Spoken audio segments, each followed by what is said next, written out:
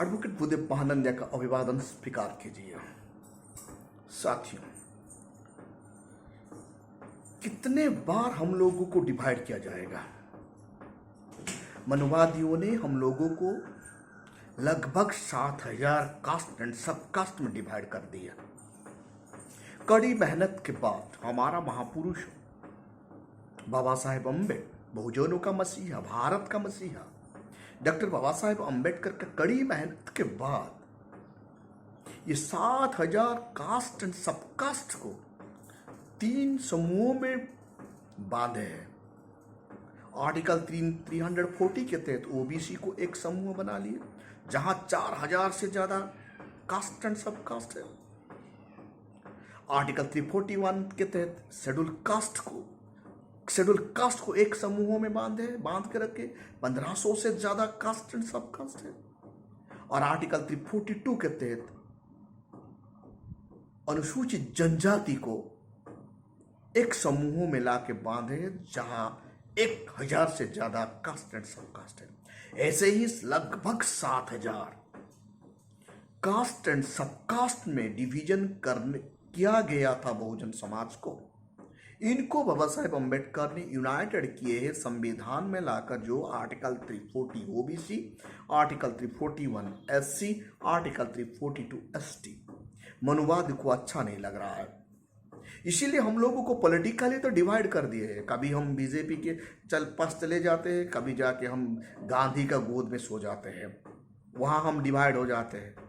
कभी हम नाथूराम गडसे का गोदी में सोते हैं, तो कभी जाके गांधी का गोदी में सो जाते हैं, तो वहां पॉलिटिकल नाम पर हम डिवाइड हो जाते हैं। कभी पीडीए में जाके सो जाते हैं।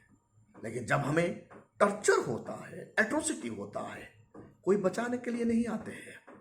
2024 इलेक्शन में हम लोगों ने देखे हैं, अखिलेश यादव ने पीडीए चिल्लाकर यूपी में बहुजन समाज को गुमराह किए।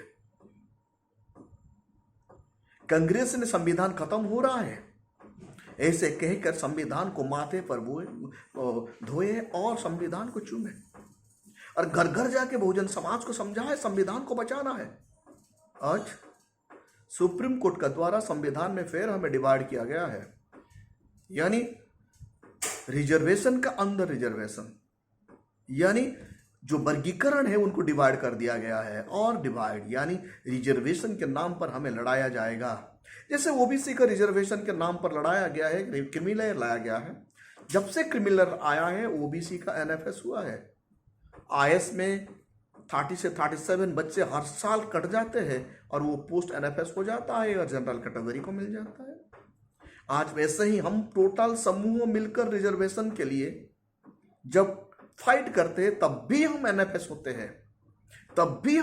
होते हैं, आज हम टुकड़े टुकड़े होकर जब हम फाइट करेंगे रिजर्वेशन पोस्ट में, ज्यादा एनएफएस बढ़ जाएगा।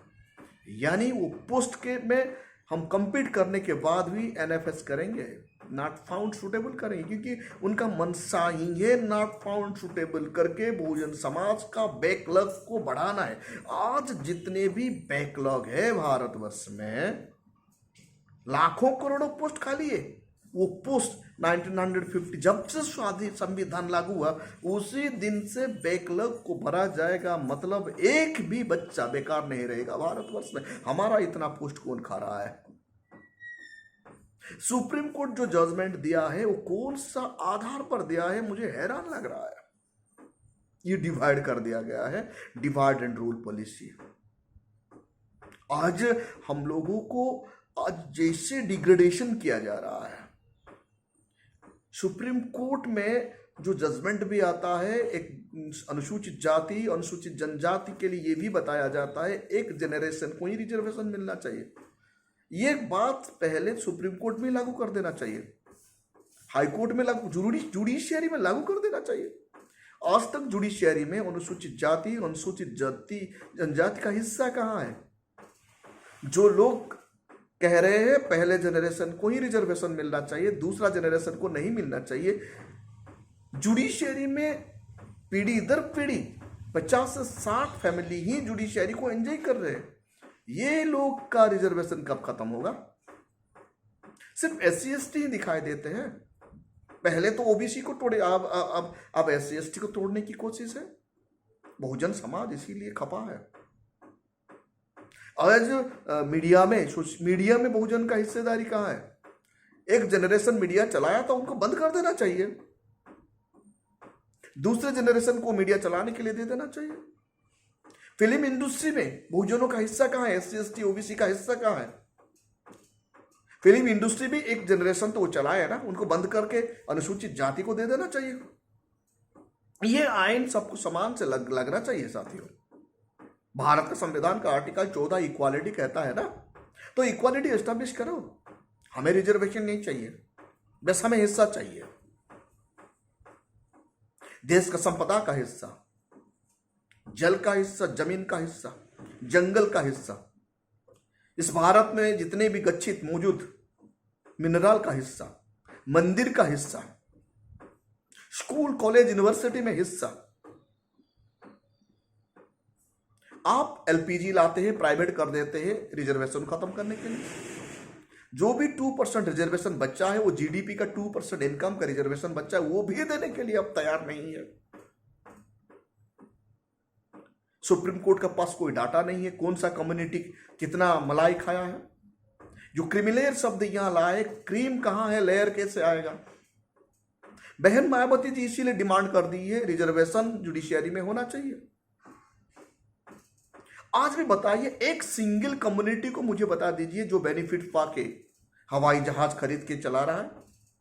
एक सिंगल कम्युनिटी को दिखा दीजिए जो कम्युनिटी आज पूरा भारतवर्ष में बिजनेस में डटकर आगे बढ़ रहा है। एक सिंगल कम्युनिटी को दिखा दीजिए, अनुसूचित जाति अनुसूचित जनजाति को, जिसका मीडिया हाउस है। एक सिंगल कम्युनिटी को दिखा दीजिए अनुसूचित जाति जनजाति का जिसका इंडस्ट्रियलिस्ट है जो।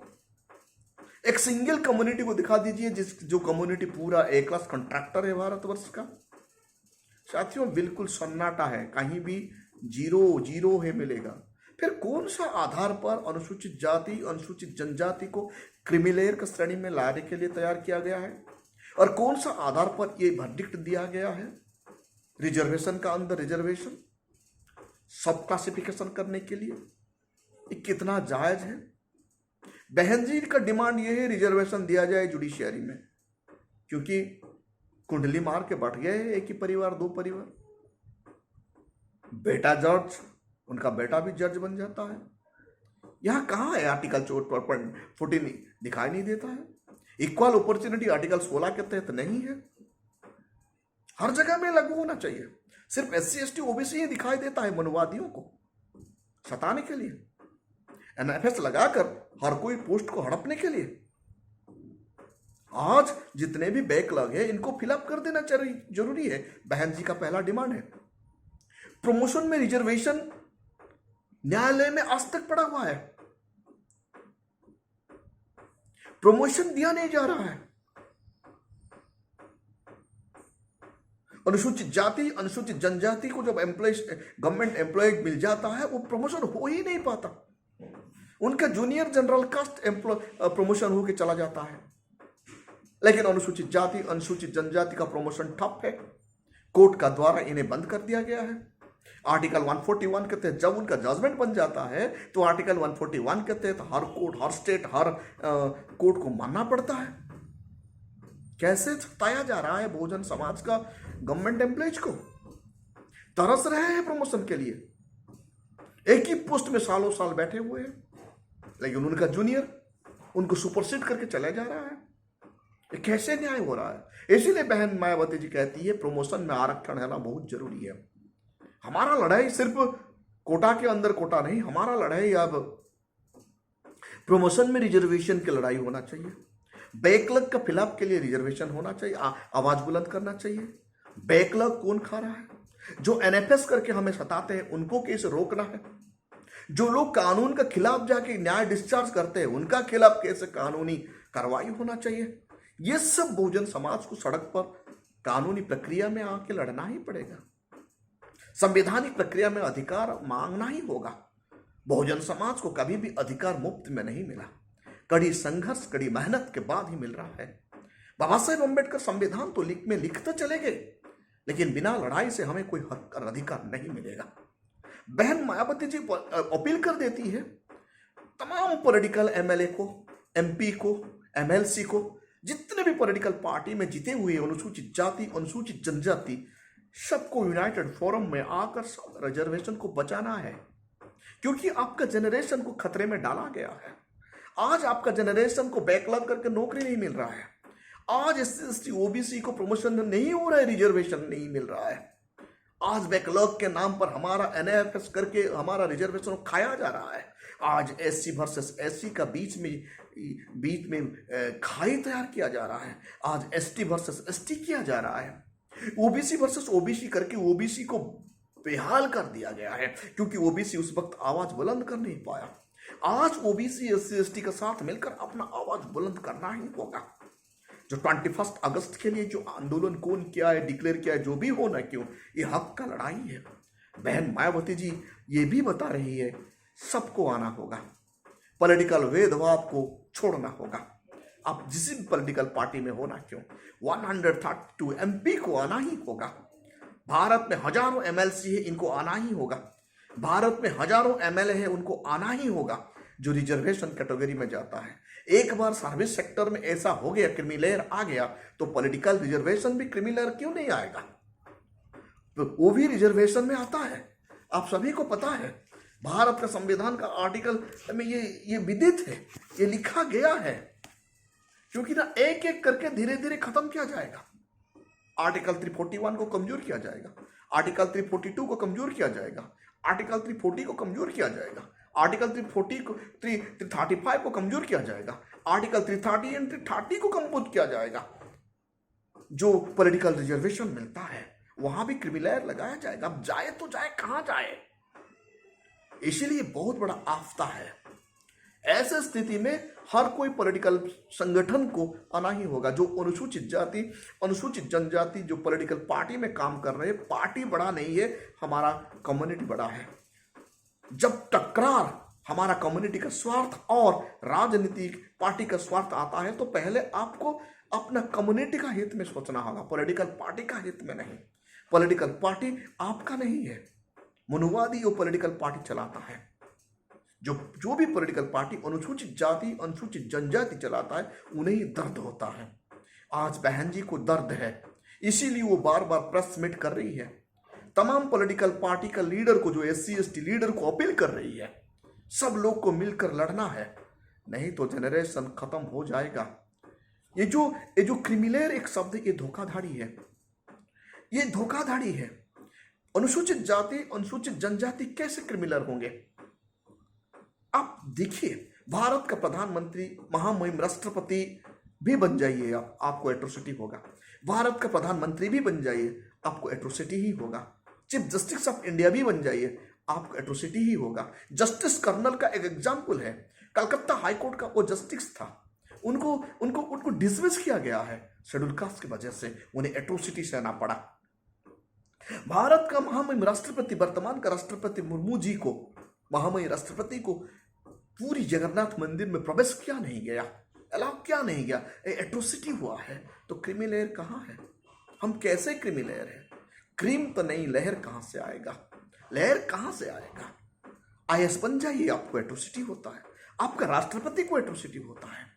आज भी मटका का पानी हम छू नहीं पाते हैं स्कूल में। जब मटका का पानी छू के पी जाते हैं तो हमें मारा जाता है, इंद्र मेघवाल को हत्या किया गया। आज भी हाथरस में हमारा बेटी को रेप के बाद मर्डर कर दिया जाता है और किरोसिन में जलाया जाता है, सब भी हमें दिया नहीं जाता। आज भी साउथ इंडिया में मनुवादियों का स्ट्रीट में हम चप्पल पहनकर चल नहीं पाते हैं। आज भी तमाम मंदिर में हमारा प्रवेश निषेध है। तो कैसे क्रिमिनल है? बताइए, हमको दिखा दीजिए एक कम्युनिटी को, जो कम्युनिटी आज मीडिया हाउस को चला रहा है। कोई है एग्जाम्पल?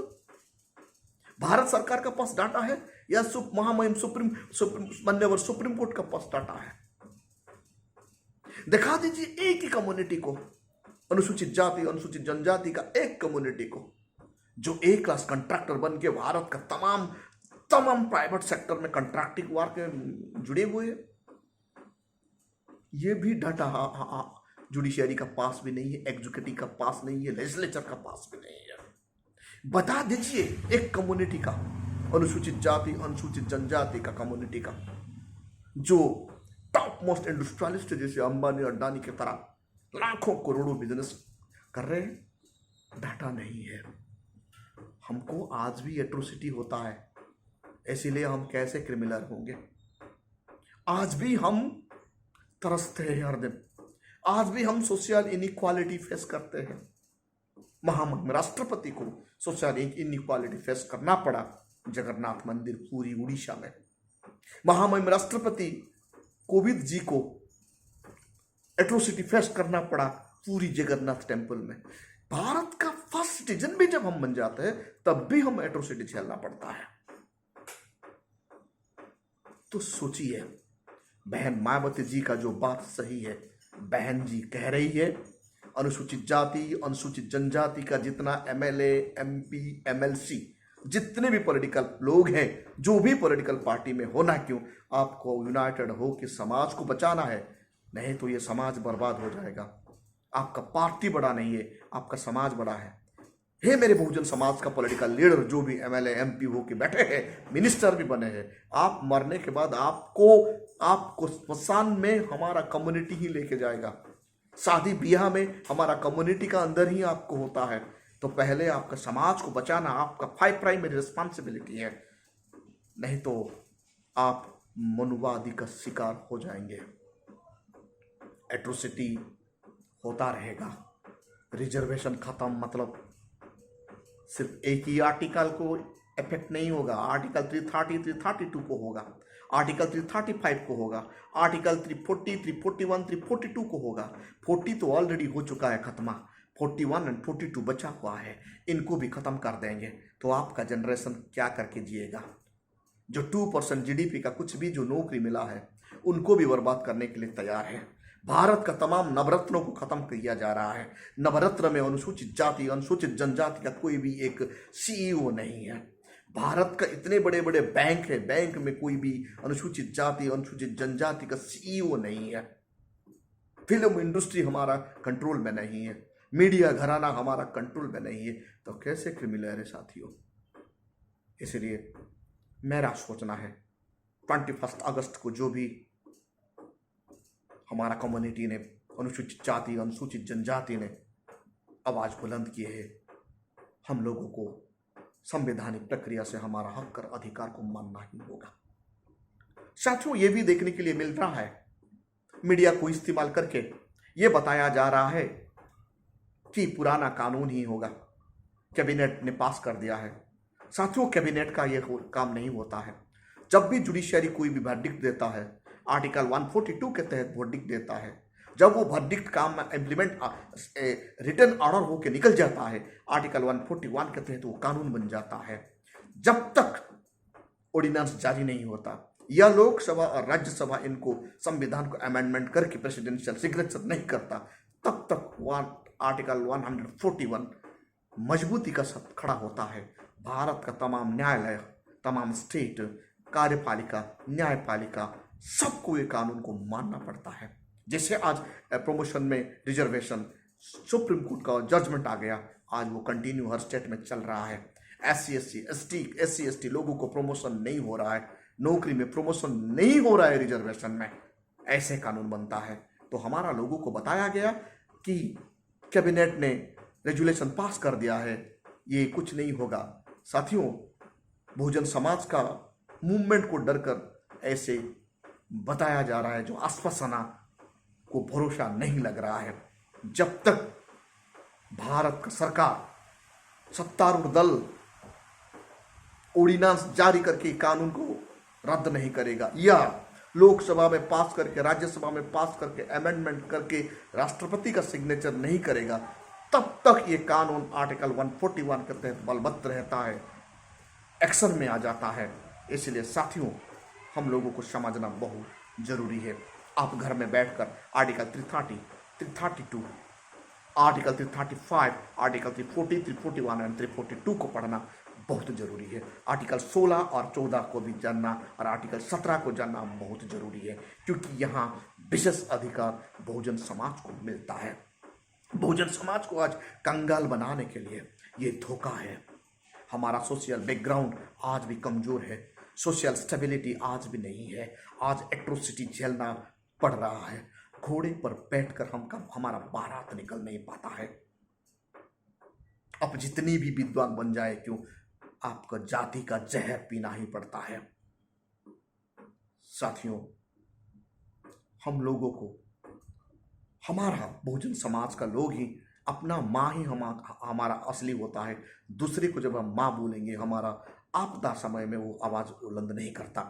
एट्रोसिटी एक्ट का रिजर्वेशन में जो जो जो जो अनुसूचित जाति अनुसूचित जनजाति का रिजर्वेशन में जो आपदा आया है, आज तक कांग्रेस ने मुंह नहीं खोला। खड़गेश जी को लाके सामने खड़ा कर दिया गया है, वो भी बता रहे हैं इसके बारे में वो सोचेंगे। लेकिन सोचिए, एक तरफ बीजेपी कह रहा है कैबिनेट मिनिस्टर ने इनको रेजुलेशन बना दिए, दूसरी तरफ कांग्रेस आंध्र प्रदेश और कर्नाटक में कानून को लागू करने के लिए तैयारी शुरू कर दी है। ये कैसे दोगलापन है? यानी बीजेपी ही कांग्रेस है, कांग्रेस ही बीजेपी है, बीजेपी का बी टीम कांग्रेस है। वोट मांगने के लिए राहुल गांधी ने गांव गांव घूमे और बाबा साहेब अम्बेडकर का नारा लगाए और संविधान बचाने की नारा लगाए। आज संविधान में जो हक और अधिकार हमारा मिल रहा है, उनको छीना गया है। मुंह नहीं खुला, यूं तक नहीं बोले राहुल गांधी ने। पीड़िए कहां गया है? बहुजन समाज आज ठग महसूस कर रहा है। साथियों, बहन मायावती जी अपना होती है, अपना ही है, उन्हें दर्द है, इसीलिए वो बार बार प्रेस मीट रख रही है और तमाम अनुसूचित जाति अनुसूचित जनजाति का पॉलिटिकल लीडर को यूनाइटेड होके इस आपदा से बहुजनों को बचाने के लिए वो अपील कर रही है। जो भी लीडर ये बात को नहीं सुनेगा, सोचिए वो बहुजन हितैषी नहीं है। उनका पॉलिटिकल स्वार्थ के लिए, अपना स्वार्थ के लिए वो SC/ST का रिजर्वेशन बिल के लिए लड़ाई नहीं करेगा। सचमुच में वो हमारा कम्युनिटी है तो डेफिनेटली पार्टी को पीछे लात मारकर समाज के लिए, कम्युनिटी का उद्धार के लिए, हमारा जनरेशन को बचाने के लिए वो सड़क पर आएगा और संवैधानिक प्रक्रिया में हम लोगों को गाइड करके मिशन को आगे बढ़ाएगा। साथियों, आप देख रहे हैं voice of people, voice of Bahujan. अभी तक आप हमारा चैनल को सब्सक्राइब नहीं किए तो काइंडली सब्सक्राइब कीजिए और बेल का आइकन जरूर दबाइए।